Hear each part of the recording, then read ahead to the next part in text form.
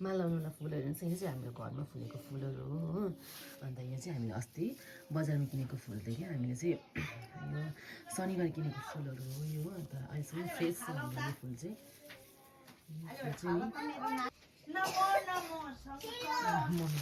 बाहिर चाहिँ यो चाहिँ के अरे हामीले क्या अस्ति शनिबार ल्याएको फुल हो यसलाई चाहिँ हामीले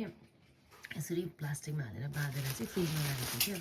फ्रिजमा राखेकोलाई चाहिँ एकदम हावाले पस्ने गरी टाइटले बाँधेर चाहिँ फ्रिजमा राख्नु पर्ने चाहिँ फ्रेस बस्दो रहेछ क्या हेर्नु चाहिँ फ्रिजबाट निकालेको फुल हो हामीले पानी पनि देख्दैछ हो फ्रिजबाट निकालेको हामीले अहिले चाहिँ यो तपाईँहरू पनि अब तपाईँलाई पनि लङ अब धेरै दिनको लागि चाहिन्छ भने चाहिँ तपाईँले पनि बाँधेर चाहिँ फ्रिजमा राख्नुहोस् राम्रो हुँदो रहेछ मैले पनि यो युट्युबमा हेरेको थिएँ मैले के कसरी राख्नुपर्छ भनेर युट्युबमा भिडियो हेरेर चाहिँ मैले थाहा पाएको मलाई थाहा चाहिँ थिएन अब हामी माला बुन्ने अन्त यहाँ यस्तो गर्न फुलेको फुल यो हो यो लगाउने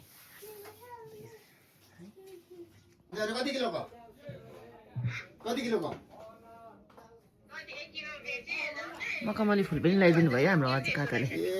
कम्ती मखमली फुल चाहिँ छैन यति नै हो यो चाहिँ केटीहरूलाई मात्रै लगाइदिन्छ यो मखमली फुल चाहिँ हामीले चाहिँ माला उनी सक्यो अहिले हो यहाँ छ यो चाहिँ मेरो नन्दाको माला हो यो चाहिँ मेरो मम्मी र मेरो हो अन्त यो चाहिँ मेरो नन्दाको माला हो हामीले उनिसक्यो मालाहरू हेर्दै गर्नुहोस् है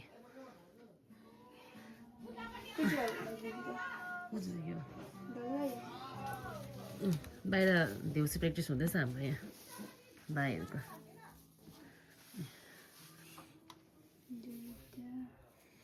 चाहिँ रोहिणी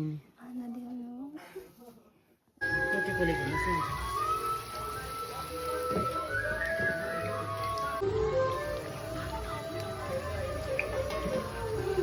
खोलेको हेर्नु चाहिँ मेरो फुल त्यस्तो राम्रो जस्तो लागेन मलाई हो भर्खर पोल्न थालेको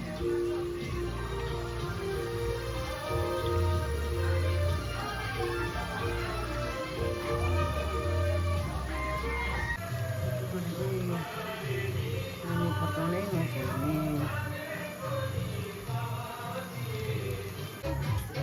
मैले पोलेको रोटी हेर्नु चाहिँ रोटी पनि पोलिसकेँ हो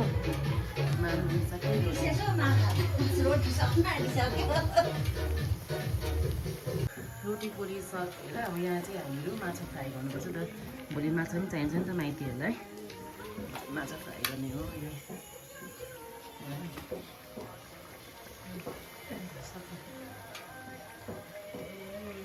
मम्मी र म भएर पोलेको रोटी चाहिँ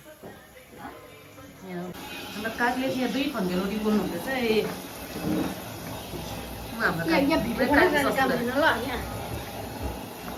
काकी सासु है मेरो यहाँनिर